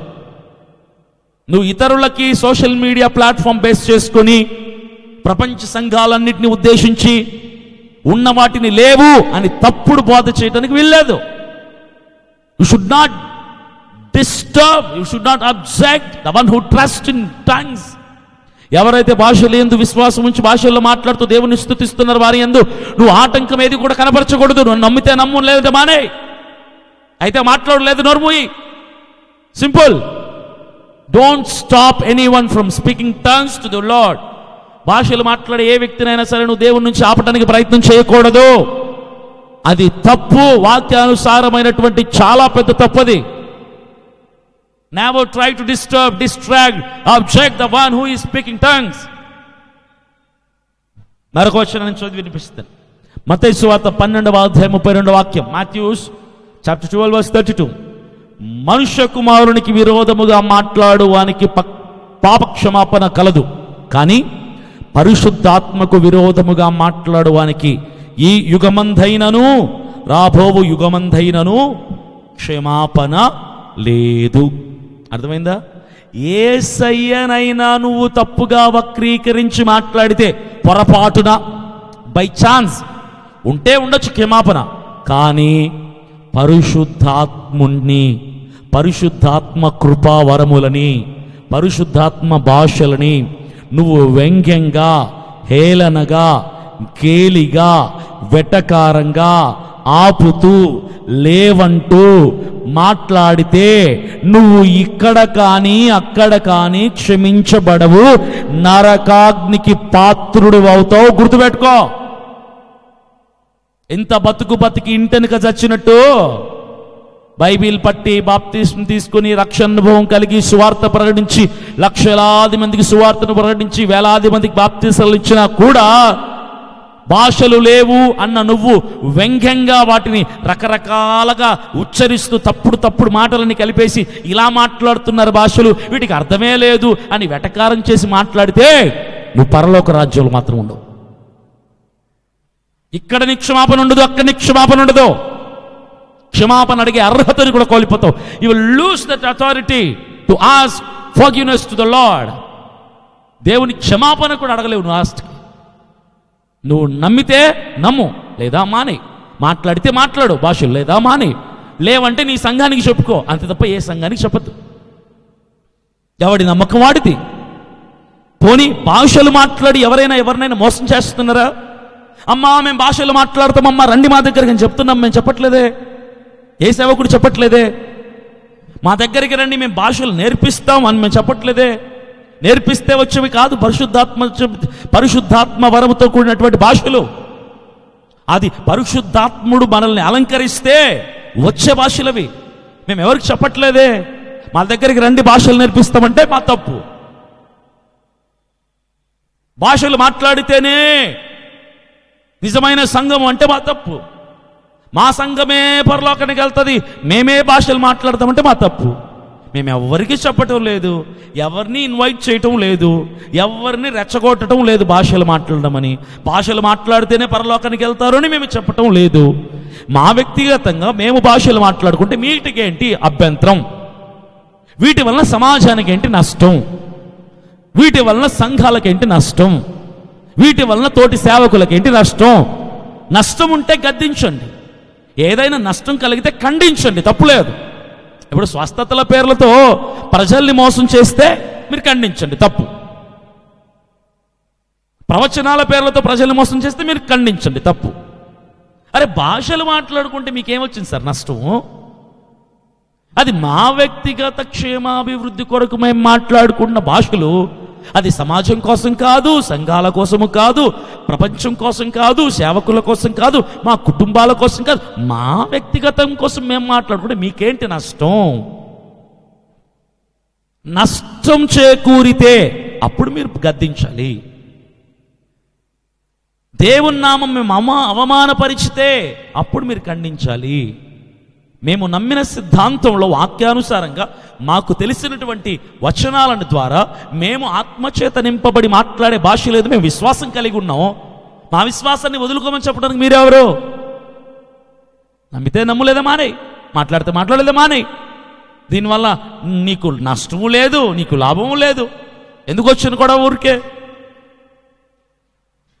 సో ప్రతి ఒక్కరికి నేను 2 చేతులెత్తి జోడించి నమస్కరించి, భాషలు లేవు అంటున్న ప్రతి నా తోటి జతపని వాడని సేవకులకి 2 చేతులెత్తి జోడించి సెలవిస్తున్నాను. ఏంటో తెలుసా? దయచేసి పరిశుద్ధాత్మ దేవుణ్ణి వ్యంగ్యంగా దూషించకండి, వెక్కిరించకండి. భాషలు చెప్పి రకరకాలుగా మీరు వెటకారాలు చేయకండి. మీకు క్షమాపణ ఉండదు. మీరు నమ్మకపోతే వదిలేయండి. మీకు 2 చేతులెత్తి నిండు వందనాలు చెప్పి నేను చెప్తున్నాను, దయచేసి ఇంకెప్పుడు కూడా మీ సిద్ధాంతాలే రైట్ అనుకుంటే మీరు నమ్మండి. లేదనుకుంటే, భాషలు లేవనుకుంటే, మేము ఉన్నాయనుకుంటున్నాం, మేము నమ్ముతున్నాం. అక్కడికి వెళ్ళిన తర్వాత దేవుడు తెలుస్తాడు భాషలు అనేవి ఉన్నాయా లేవా, మేము మాట్లాడుతున్న భాషలు తప్పా రైటా. మేము మాట్లాడే భాషల వల్ల మేమేం తిట్టడం లేదు దేవుణ్ణి. పోనీ అసలు మేము మాట్లాడే భాష లేదనుకోండి భూమి మీద, దేవుని కొరకే కదా మోకరించి మాట్లాడుతున్నాము. దేవునికి భాష రానిది ఉంటుందా? మేము పిచ్చి భాష అనుకోండి, దేవుని సన్నిధిలో దేవుని కోసమే కదా మొరపెడుతున్నాం. దానివల్ల దేవునికి నష్టం లేదు, కుటుంబానికి నష్టం లేదు, సంఘానికి సమాజానికి ఎవరికి నష్టం లేదు. నీకేంటి సార్ ప్రాబ్లం?